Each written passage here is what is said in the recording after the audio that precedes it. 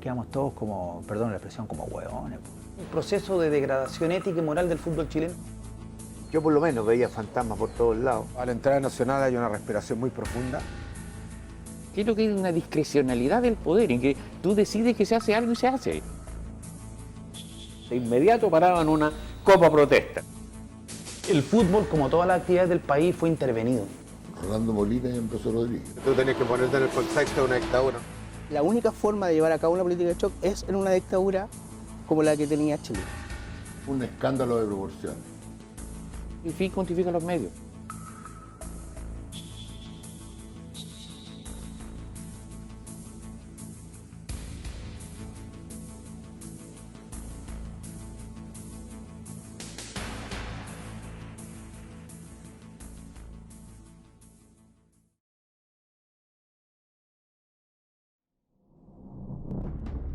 Muchas dictaduras y gobiernos autoritarios utilizaron al deporte como un arma de poder y propaganda. El caso chileno fue particular. El régimen no se hizo cargo de potenciar el deporte, pero sí intervino estratégicamente al fútbol, el juego más popular, cuando lo estimó necesario. Asimismo, la falta de transparencia propia de la dictadura condicionó y fue brutal en un periodo que se gestó la noción de querer ganar a toda costa. Y para otros casos, el fútbol simplemente reflejó el contexto político y social que Chile atravesaba. Dada la masividad del fútbol, dado el carácter popular además que el fútbol tiene, bueno, eso siempre ha despertado, no solo aquí en Chile, ha despertado la codicia y la mirada del poder. Eso ocurrió siempre, siempre, entre el poder político, sea incluso democrático o no. Ahora, en la dictadura con mayor razón.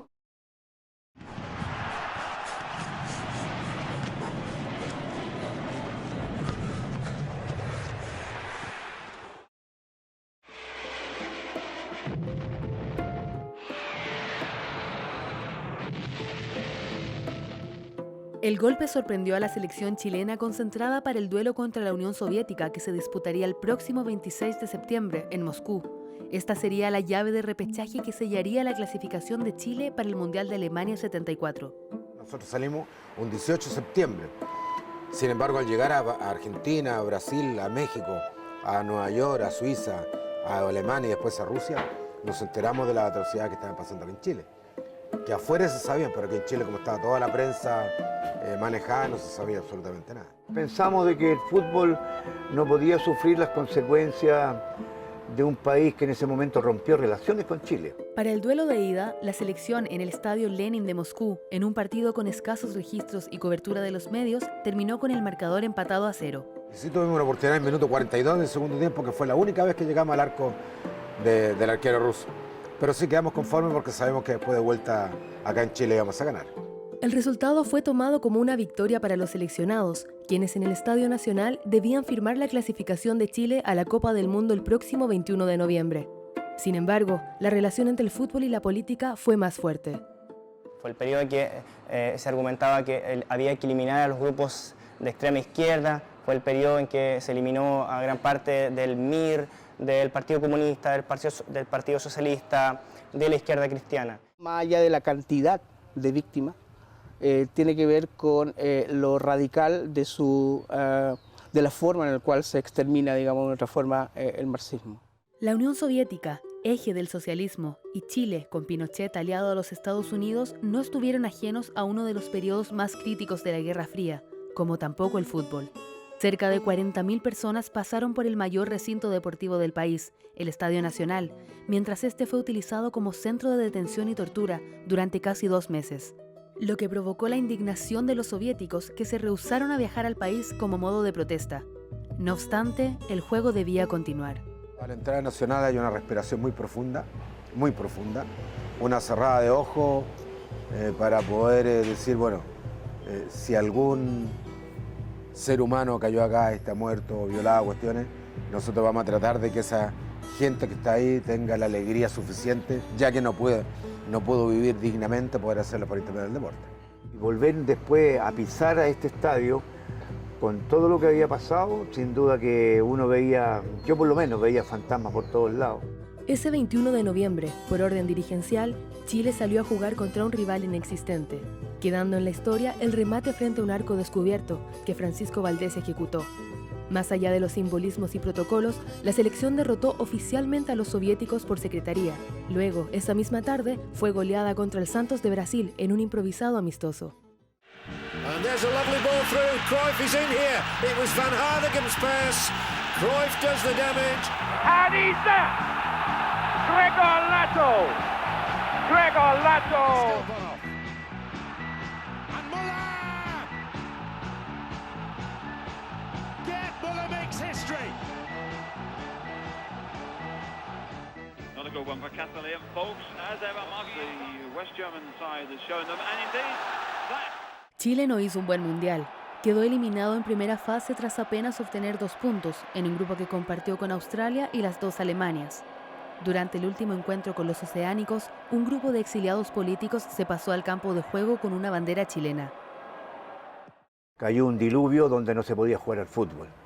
Y entre medio, en el entretiempo, allí hubo una manifestación de chilenos exiliados que entraron con una bandera, con una leyenda alusiva en contra de la Junta Militar. El partido contra la URSS y la manifestación ante Australia fueron una demostración de cómo un campo de juego pudo ser transformado en un escenario politizado. 5 años después del Mundial, fervientes nacionalismos dirían presente en la Copa América de 1979. Cuando nosotros llegamos, en esa época los aviones llegaban hasta la losa y ahí uno caminaba hasta el aeropuerto. Ya había, no sé, unos 100 milicos por lado y lado con metralletas pintados enteros y nosotros teníamos que pasar por un callejón oscuro. Realmente la situación que se vivía en Perú en ese momento era, se saltaban los niveles patrios, se recordaba la guerra del 79, poco menos que los chilenos que llegábamos ese día ya al partido, éramos, qué sé yo, otra avanzada del ejército que pretendía tomarse Lima. Después nos rompieron los vidrios del bus. Y después se nos rompieron los vidrios del hotel y nos tuvimos que cambiar del 2.º al 5.º piso. Fue bien complicado eso, pero igual les ganamos 2-1. Hice los 2 goles. El centenario de la Guerra del Pacífico calentó los ánimos en la semifinal entre Chile y Perú, ambos gobernados por juntas militares. Un clima hostil rodeó un partido de fútbol entre países vecinos, clima que inspiró a que Augusto Pinochet enviara un mensaje al plantel antes del encuentro. Yo estaba en ese momento haciendo cancha, ¿ya? Trabajando en cancha para la Radio Portales, que estamos transmitiendo el partido. Y hacíamos nota en camarines. Y Mario Soto me hizo un gesto cuando van saliendo a la cancha y me dice, nos llamó el jefe. Le pasaron un llamado a Santibáñez diciéndole de parte de Pinochet que estaba en juego poco menos que también el prestigio y el honor del país en ese partido. Estamos en la época del 78 realmente a minutos o a horas de la guerra con Argentina. Entonces, ese contexto, claro, los militares van a ver que necesitan generar instancias de aglutinamiento, de unidades. Quizás sí es la única forma como se reflejaba en estos países en el exterior, que era a través del deporte. Y por eso, evidentemente, se aprovechó desde el aspecto nacionalista, primero en Perú y como respuesta en Chile. Aquí los jugadores chilenos fueron recibidos como héroes después de regresar desde Lima. A su vez, la Copa del 79 marcó el regreso de Carlos Caselli, quien estuvo 5 años marginado de la selección. Me llama Peña, el técnico de la selección. Yo lo notaba medio raro, tipo 11 de la noche. Yo estaba a punto de salir. Y me dice, Carlos, ¿sabes qué? No está citado. Como que no estoy citado, le digo, jugamos con Perú, le hago siempre goles. No, me dice, porque el presidente de la Asociación de Fútbol no quiere que vengas. ¿Y por qué no? Le digo, ¿cuál es el problema? No es que va a ir Pinochet al estadio. Imagínate tú haces un gol, te aplaude todo el estadio y ya lo pifian. Y yo le digo, pero ¿cómo que Bolicán? Ponte los pantalones. Me dice, tú tenés que ponerte en el contexto de una dictadura, no se puede. Y me dejaron afuera. Tal como miles de chilenos eran expulsados del país por su tendencia política, Carlos Caselli fue marginado de la selección por su cercanía con la UP y desprecio por Pinochet. La orden de sacarlo recae en un único responsable, Eduardo Gordon Cañas, entonces presidente de la Asociación Central de Fútbol y el segundo hombre más fuerte de Carabineros.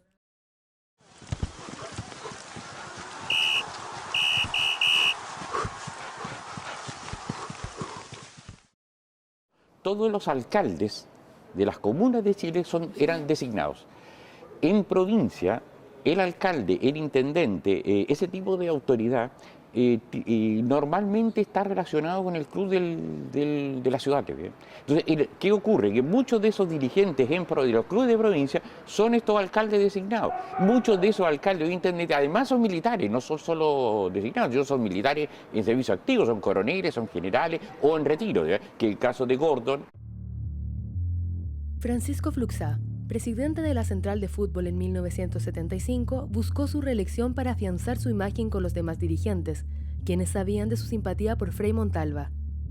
Para ello, y confiado, Fluxá tuvo que recurrir al gobierno para modificar el decreto ley 349, que impedía las votaciones en organismos sociales.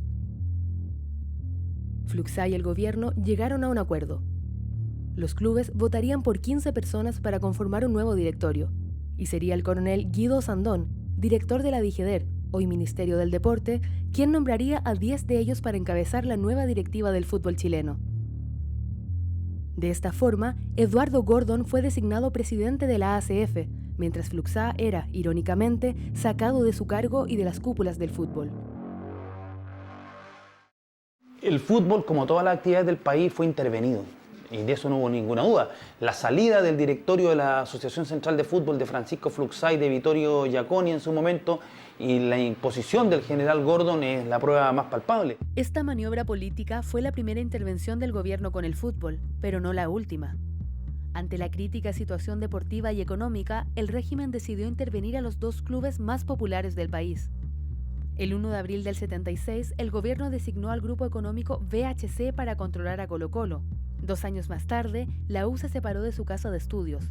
Nacía así la Corporación de Fútbol Profesional de la Universidad de Chile, de la mano de sus dirigentes Rolando Molina y el abogado del Ministerio del Interior, Ambrosio Rodríguez. Ambrosio Rodríguez y Rolando Molina son además miembros de un grupo político de extrema derecha, de apoyo al obviamente de apoyo a la dictadura, que se llamaba Avanzada Nacional, que es un grupo de extrema derecha. De ahí eran Rolando Molina y Ambrosio Rodríguez. Ambos son los que sacan la rama de fútbol profesional del Club Deportivo de la Universidad de Chile. La instalación de Ambrosio Rodríguez, o sea, Universidad de Chile fue intervenido porque la casa de estudios estaba intervenida por los milicos. Ahí deja de ser de la universidad, ¿bien? Colo-Colo, por ejemplo, en su momento lo intervino la Asociación Central de Fútbol por una cuestión de que no tenía más lucas. Sacando la directiva legal de Colo-Colo, elegida por los socios, y entregándole a Colo-Colo a un grupo económico, en una especie de preludio de lo que ocurre hoy día, y bajo la consigna del fútbol empresa, es decir, está la misma idea de lo que después se va a hacer con la sociedad anónima deportiva. Buenas tardes. Una potente explosión ha destrozado un coche que circulaba por el normalmente tranquilo Embassy Road de Washington. El chileno era Orlando Letelier, ministro de Exteriores durante los últimos meses del régimen marxista del difunto Salvador Allende. Pasaportes falsos fueron manipulados por agentes del gobierno para infiltrarse en Washington en el atentado contra Orlando Letelier. Simultáneamente, las cúpulas del fútbol chileno comenzaron a emular el juego sucio de aquel entonces. Sin importar su prestigio, el fin de Gordon en la central quedó empañado en 1979, con un hecho que marcó la idea de querer ganar a toda costa, y en el que la prensa no estuvo a la altura. A ver, ahí hay un mea culpa fuerte, pero tienen que ponerse también en el contexto de lo que era antes las facilidades que uno tenía para hacer periodismo, especialmente en ese tipo de época, es decir, que no había ninguna transparencia de nada. Y creo que a la mayoría se les pasó el detalle eso, ¿no? Nadie pensó ni se imaginó que podía haber el chanchullo que se estaba haciendo con la edad de los jugadores. Para el sudamericano sub-20 de Paysandú, en Uruguay, 17 de 20 jugadores fueron al torneo pasados de edad. Eduardo Gordon tuvo línea directa con funcionarios del registro civil para falsificar pasaportes y cédulas de identidad. Gordon y todos los secuaces que tenían en esa época se lavaron las manos. Culparon más a los jóvenes, a los jugadores, que a ellos mismos.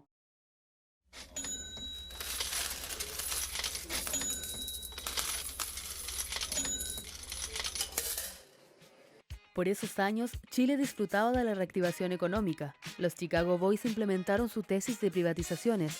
Eran los años de la bonanza y de la plata dulce.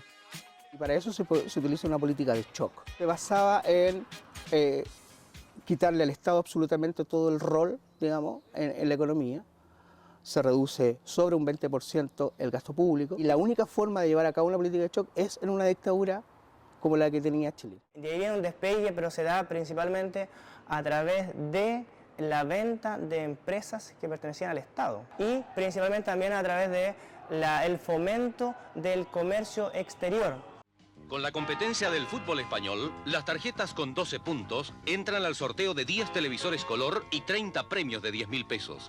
Esta semana, Pollagol. Los años en que el juego de pronósticos deportivos creado por el gobierno en el 75, Pollagol, era un fenómeno entre la población. Con millonarios premios, las ganancias eran administradas por la DGDER y distribuidas por los clubes y la ACF, pero sin fiscalización ni regulación alguna.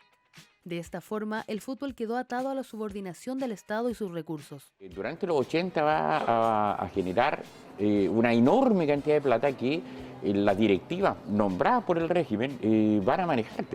Por eso, cuando juega, gana usted y el deporte de Chile. Un porcentaje de esos recursos se usaron para expandir el fútbol a regiones. Y si existió un equipo que nació con fortuna en los 70, ese fue Cobreloa. El cuadro minero contó con el factor de la altura, con un plantel destacado y con el financiamiento de Codelco, que lo hizo superior al resto, ganando 2 títulos locales y llegando a 2 finales de Copa Libertadores a 5 años de su creación en 1977. Cobreloa fue el primer gran proyecto de los ingenieros chilenos después de la nacionalización del cobre. Era un proyecto que apuntaba a lo social. Es lo que hoy día se conoce como la responsabilidad social de las empresas. Eso fue lo que hizo en ese momento Cobrechuc y Codelco, que estaban haciendo, Codelco del 76, estaba recién naciendo, con la inclusión de Cobreloa. Sin embargo, el hecho que Cobreloa naciera en una región minera y con gremios sindicales ha despertado sospechas acerca de su fin geopolítico. Cobreloa es creado por el régimen militar con un sentido político evidente, ¿no? Es Chuquicamata, el cobre, y se obliga a todos los trabajadores a ser socios de Cobreloa y se les saca una cuota mensual. Por lo tanto, Cobreloa nace como un equipo extraordinariamente poderoso. No es casual que al año de estar suba primera inmediatamente y al año está jugando la final de la Copa Libertadores. Por otro lado, invicta y sin recibir goles, la selección clasificó al Mundial de España 1982. El entrenador Luis Santibáñez se codeaba con la prensa con aires de optimismo. Misma confianza que rodeaba al gobierno con el milagro económico producto de la implementación del modelo neoliberal. Sin embargo, el optimismo de Chile no duraría mucho. La dictadura ocupó a la selección en términos de otorgarle muchísimo espacio en los medios de comunicación, pero era algo natural. Chile no iba a un mundial desde 1974, había quedado eliminado de Argentina en 78 y había salido segundo en la Copa América del 79. Por lo tanto, la gente que estaba ansiosa y se armó una selección y el equipo obtuvo triunfo importante, el triunfo en Paraguay, el 1-0 con el gol del Pato Yañez, el 7 de junio del 81, o después las victorias acá en Santiago sobre Ecuador y sobre Paraguay. Entonces se produjo un escenario donde la Gallá está absolutamente enchufada con la selección, entonces fue un proceso natural. De forma muy sincera y muy sentida, de que si no pueden obtener el máximo, sé que van a entregar el máximo. Y eso sí es satisfacción. Al fin estoy en España y no puedo decir. Creo que los 4 primeros no va a ser ninguna novedad, va a estar España seguramente, va a estar Alemania, va a estar Brasil, va a estar Argentina, pero me temo que va a estar Chile integrado ahí. Nosotros teníamos una ilusión muy grande por la clasificación, habíamos clasificado invicto. No hay que olvidarse que en esa época se jugaban 3 partidos, hermano, se jugaban 18 como ahora, por lo tanto había una ilusión muy grande. Que el hecho de que Chile estuviera bajo una dictadura y una dictadura muy brutal como la de Pinochet y muy aislada, nos significó que no tuviéramos con quién enfrentarnos. Chile, por ejemplo, no pudo hacer una gira a Europa, como sí, por ejemplo, la pudo hacer Perú, que también estaba en dictadura, pero pudieron hacer una gira. Chile no pudo hacer una gira y eso, por ejemplo, impidió que el equipo pudiera tener un nivel de competencia y que pudo haber advertido lo que iba a pasar. Foul de Krause en contra de Caselli, como para verlo reiterado en pantalla. Dios a querer que pase algo bueno. Caselli frente a Concilia. Caselli se lo perdió. Caselli se lo comió. Hay que sacar a Caselli. Caselli se pasó a ser malo. Un niño de 1 año mete un gol. Él no haberlo chuteado. Es una pena que se hayan perdido 3 años de preparación en esa forma. Se ha procedido a devaluar en un 18% el peso a contar de esta fecha, fijando su paridad en relación al dólar en 46 pesos. Además, se ha adoptado una escala diaria de devaluación para los próximos 12 meses. La devaluación del peso chileno golpeó tan fuerte como el fracaso en España 82. Con la selección eliminada en primera ronda luego de perder sus 3 partidos en fase grupal, con empresas en la bancarrota y con cifras de desempleo cercanas al 30%, Chile atravesó tiempos difíciles. Ya no solo faltaba el pan, sino que también se había cerrado el circo. La crisis consolidó el despertar de la oposición, que pareció perder el miedo de salir nuevamente a las calles a manifestarse.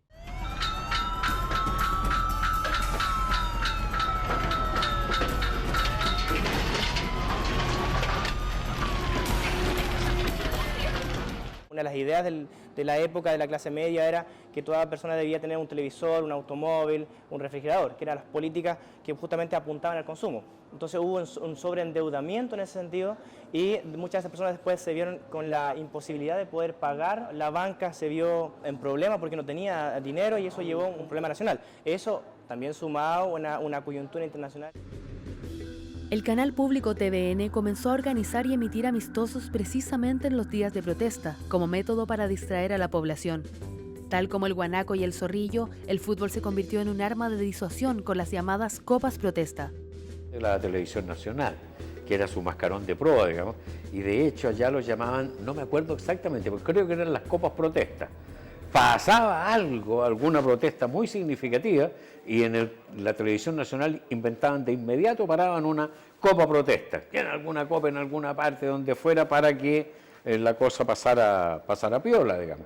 Como se sabía con anticipación, 4 o 5 días antes que iba a haber alguna manifestación, un fin de semana, nos llamaba la gerencia a armar un partido, un cuadrangular a veces. Entonces, normalmente era al norte. Nos decían, sábado, domingo o viernes y sábado hay una protesta, armen un campeonato. Y para eso recurríamos a Colo-Colo, que era el equipo, era el pilar, la base de esto. Usábamos algún equipo de provincia, por ejemplo, Cobreloa, se le pagaba, ¿no es cierto? Arica, y se recurría para carácter internacional a algún equipo peruano. Donde sí socialmente comienza un levantamiento, digamos, es en la crisis del 82, cuando efectivamente el desempleo supera fácilmente el 20-25%, y por lo tanto la sociedad, ya después de casi 10 años de dictadura militar, no tiene problema en hacer este levantamiento. De hecho, el origen de este levantamiento social, digamos así, el origen de la protesta viene desde la minería del cobre, ¿cierto?, con la primera llamada huelga o paro nacional. Antes de la crisis, los clubes ya acumulaban deudas, y para peor, nunca se supo qué hicieron con los millones que el Apoyagol les entregó. Previo a España 82, el entonces director de la DIGEDER, el coronel Iván Dovud, intentó fiscalizar el dinero que el Apoyagol brindaba a los clubes para evitar malversación de fondos.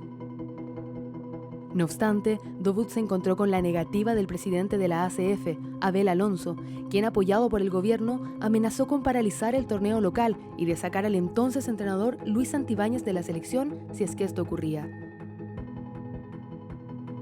Alonso lógicamente se interpuso sobre Dovud. La Apoyagol continuó abasteciendo al fútbol chileno y Dovud fue marginado de su cargo por orden de Pinochet.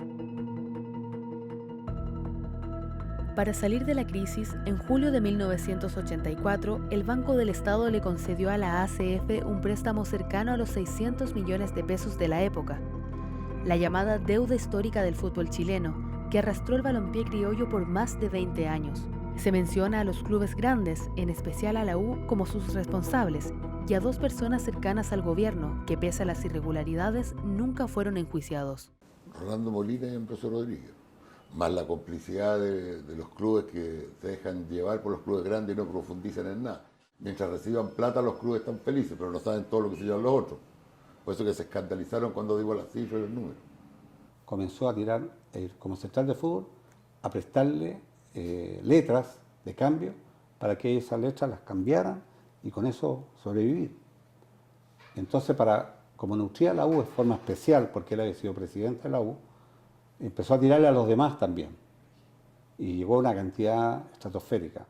Rolando Molina partió de la U para asumir la presidencia de la Central un año antes, en el 83, en reemplazo de Abel Alonso, dejando a su amigo Ambrosio Rodríguez en la U. Casualmente, al conocerse el déficit del fútbol chileno en 1984, Molina presentó su renuncia por problemas de salud. El componente palestino recaudaba por ponerte un ejemplo, 50 millones en el año y tenía 1.000 millones en letras. ¿Por qué? Porque Rolando Molina, para sacarle para la U, le daba letras a los demás clubes. En el fondo, un escándalo de proporciones. Quería salvar a la U, que estaba endeudado, pero comprometió al fútbol chileno. 3 años después del estallido de la crisis, el 23 de octubre de 1987, ante un modelo en quiebra y en búsqueda de una nueva institucionalidad alejada de la lógica estatista de la DIGEDER, la ACF dejó de existir.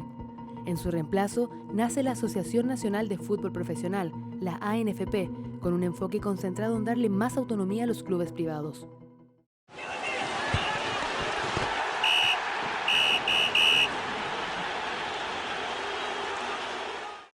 Por medio del plebiscito de 1988, Chile recuperó su democracia. Sin embargo, la alegría no llegaría para el fútbol chileno. Esta vez, el ganar a toda costa calaría hondo en el balompié nacional, precisamente en el partido que definiría la clasificación de Chile a Italia 90. Le cayó un fuego artificial a Roberto Rojas. Le cayó un fuego artificial de Roberto Rojas. Lo vimos cómo lo golpeó. Hay que ver la repetición. No sabemos dónde lo golpeó esa bengala. La lógica que está detrás, se fijan, ¿cuál es? Es el fin que justifica los medios. Bastante para uno y para otro, ¿eh? Nada que ver. Es más equilibrado. Claro. Y ahora, a ver qué pasó. Le tiraron una luz de bengala. Jorge Evia ha quedado lesionado, el portero Roberto Rojas. Lamentable. Esto es en el arco sur respecto de lo que es el Estadio Nacional. Están llamando a los asistentes. Vi que una cosa se elevaba en el cielo, de hartos colores. Y dije, no le vaya a caer a este compadre en la cabeza por Rojas. Rojas también se dio vuelta, vio la cuestión, corrió para atrás y se tiró al suelo. Eso fue. ¿Y los jugadores chilenos en Brasil? Muy bien, los chilenos trabajaron muy bien lo que alcanzaron a jugar. Desgraciadamente está en un país primitivo donde es el ambiente que se vive frente a la Embajada de Brasil, aquí en la Alameda Libertador Bernardo O'Higgins. Centenares de chilenos han llegado hasta este lugar para expresar su molestia frente a esta representación diplomática por lo ocurrido en el Estadio Maracaná hace algunos instantes. Tras esta fachada está el domicilio, la residencia del embajador, y se supone que todos los funcionarios diplomáticos se encuentran en el interior, quizás un poco avergonzados por el espectáculo que han dado no solo a su país, sino que a Chile y al mundo entero. Pucha, hicimos ridículo. Pero el tiempo, poco a poco, y las contradicciones de Rojas fueron apuntando a que esto había sido un tongo. Sí, esto ya fue el extremo, es como fue la gota que rebalsó el vaso. Digo. Todos estábamos convencidos, ladrones, sinvergüenza, etcétera, etcétera. Y después quedamos todos como, perdón la expresión, como hueones. Absolutamente. Es decir, nos habían metido el dedo en la boca, pero a un país entero. La prensa de aquí se lo compró todo, pues, bueno. Ahora, después tuvieron que, ¿no es cierto?, con la cola entre las piernas, admitir, bueno, mira, en realidad era cierto. Ocurre que el escándalo de Maracaná es la culminación de un proceso de degradación ética y moral del fútbol chileno que nace el año 73 después del golpe. Más allá de las pasiones que puede desatar el fútbol, la reacción del hincha chileno fue el reflejo de un país aislado y de un pueblo condicionado a escuchar solo una versión de los hechos, donde se perdieron los valores éticos y deportivos de la actividad. Fue el fruto de 17 años de dictadura. Lo sucedido ese 3 de septiembre del 89 trajo consigo duros castigos. La FIFA emprendió sus dardos contra Roberto Rojas, quien no pudo volver a jugar un partido de fútbol profesional. Pero lo peor sería la marginación de Chile a las clasificatorias para el Mundial de Estados Unidos 1994. Empezamos a ser los leprosos del mundo del fútbol, si nadie quería saber nada con nosotros, patrones tramposos, qué sé yo. Desde el maracanazo todo fue problemático para Chile. ¿Cuántas generaciones se perdieron? 16 años sin estar en los ámbitos internacionales.